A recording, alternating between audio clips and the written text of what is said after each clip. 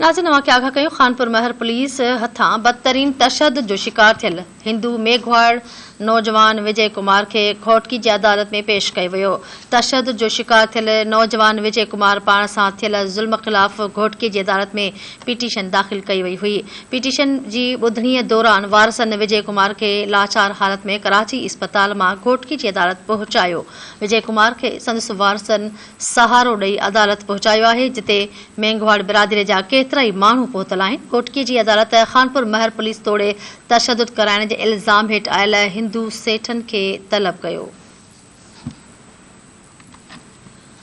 आगाह कयूं पिया खानपुर महर पुलिस हथां बदतरीन तशद्दुद जो शिकार थियल हिंदू मेघवाड़ नौजवान विजय कुमार के घोटकी जी अदालत में पेश कयो वियो आहे, जिन त तशद्दुद जो शिकार थियल नौजवान विजय कुमार पाण सां थियल ज़ुल्म ख़िलाफ़ घोटकी जी अदालत में पिटीशन दाख़िल कराई हुई। पिटीशन जी ॿुधणीअ दौरान वारसनि विजय कुमार के लाचार हालत में कराची खां इस्पताल मां घोटकी जी अदालत पेश कयो आहे, जिन त विजय कुमार के संदसि वारसनि सहारो ॾेई अदालत पहुचायो आहे, जिते मेघवाड़ बिरादरीअ जा केतिराई माण्हू पहुतल आहिनि।